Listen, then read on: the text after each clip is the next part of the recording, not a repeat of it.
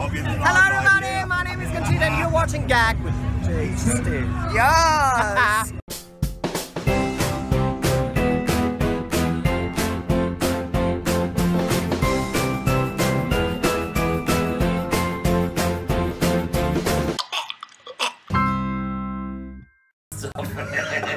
This is going to be fucking fun, isn't it?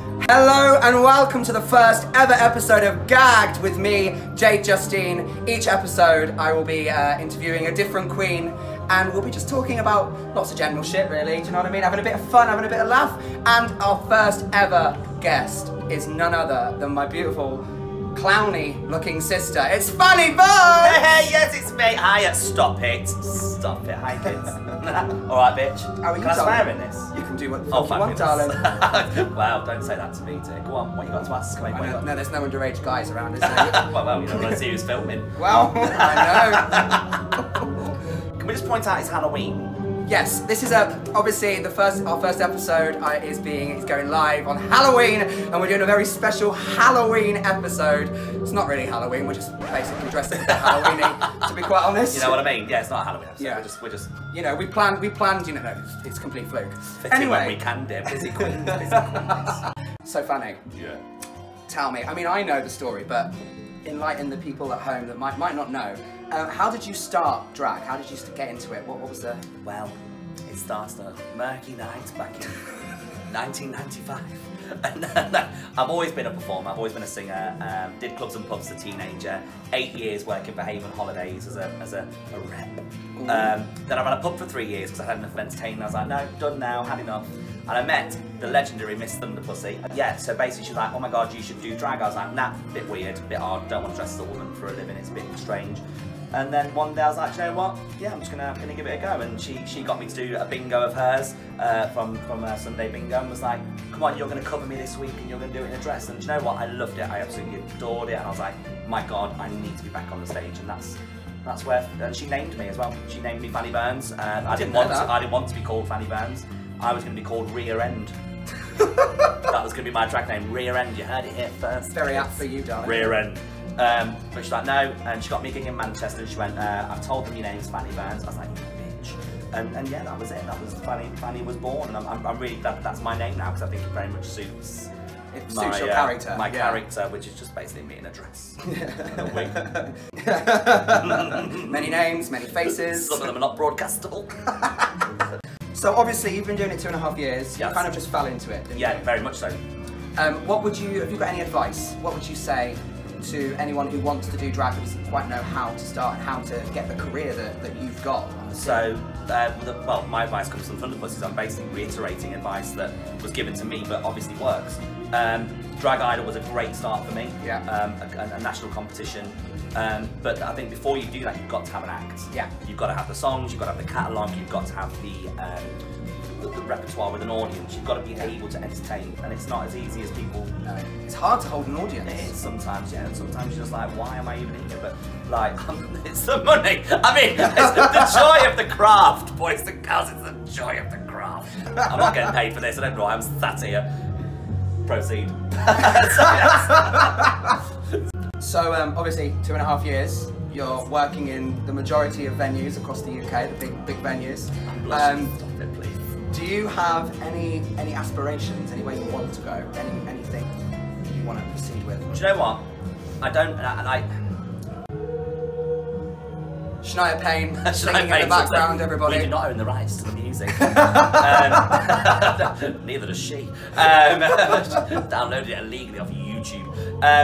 But yeah, definitely like some sort of panto is.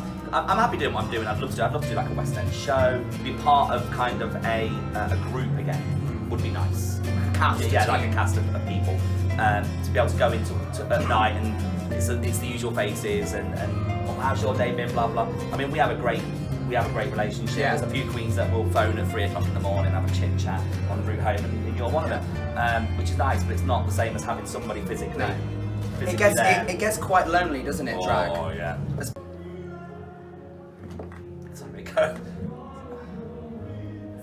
It's not that kind of show.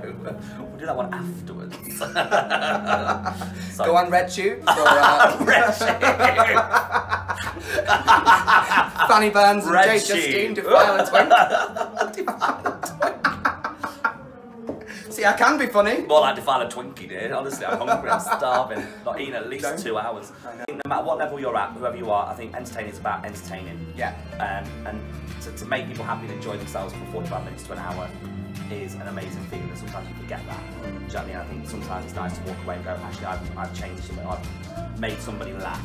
Yeah. I had a woman once that said that her husband had died, she'd not been out for 6 months, and it's the first time she'd come out, she'd not laughed so hard since she passed away. And it's little things like that that are quite nice, that you forget. As a queen, you're just on stage with a room full of people, you haven't got a clue who they are, but really, you're touching people in a way that you don't even realise sometimes. And sometimes you're just touching them in a way you do realise, which gets you into naughty situations with the police. Fanny Burns. Yes. Anyone who is lucky enough to enter through her front door of her apartment, which is very rare, she don't let anyone in her apartment, will know that you. It's the cannabis farm I've got in the spare bedroom. I fucking wish. Just don't let anybody in there. That's why she's fucking loaded. It's not her work, it's the cannabis farm she's got. This is just for shits and gigs. Shits and gigs! Carry on. Come on, I'm going to be on stage soon. Let's So, anyone who walks through your apartment will see that you have musical theatre posters all around your hallway. Yeah. You're a very big musical theatre fan. Yeah. So what we're going to do is a little section just for you now. Just for me. I want you to tell me a few of your favourite musicals and then sing me a little snippet of your favourite song from that musical and talk to me why you like that musical so much. Okay. Well, as a teenager growing up, we never had any money in our family, so Right. we never got to go out to go see musicals. It wasn't an upbringing. I'm not from a theatrical family. So when I first went to see my first musical was Phantom of the Opera with a friend of mine.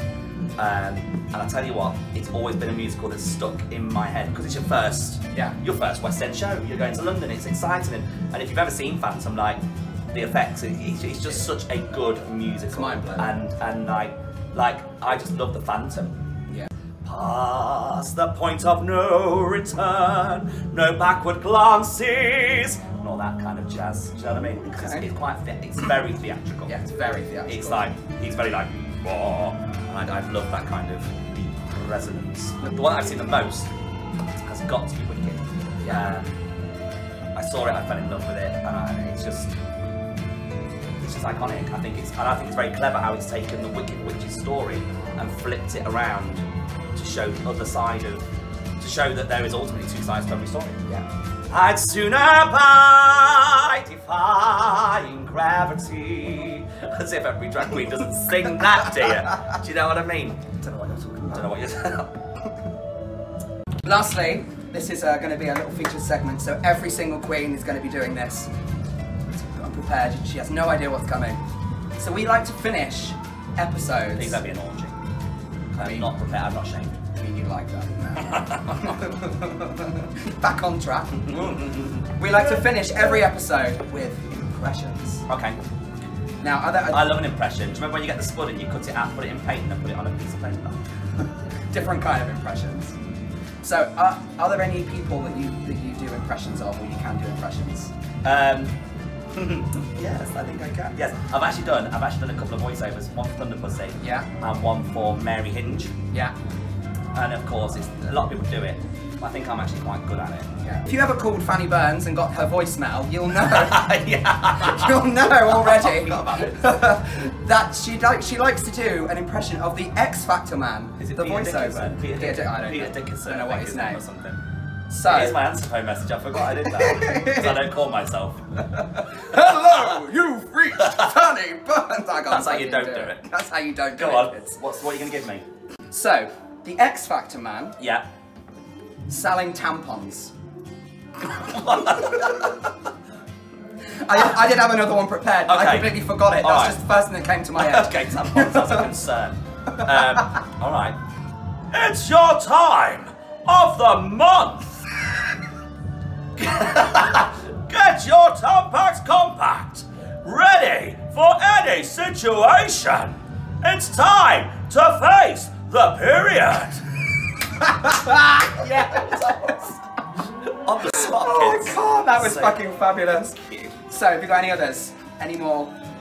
See, now if I do a Scouse accent, I end up sounding like Paul O'Grady. Because when I went to Haven, Paul O'Grady was on live at Channel 5 on Channel 4. Yes. Every night before you get to work. So you get ready to work and all you'd hear is Paul O'Grady's voice. So I think it kind of subliminally set in. So go on, what have you got for me? What have you got? Whatever. I haven't planned one for this. Alright then, boys and girls, good evening. Welcome to Paul O'Grady live at 5 on Channel 4. Come on, Buster. Oh no, he's dead. Only Olga's left now. Come on then. There you go. Bit of Paul O'Grady for you. You know what I mean? Or it could be, Thomas was a very naughty engine. Is that Ringo Starr? I don't know, that's all I can say, I don't know.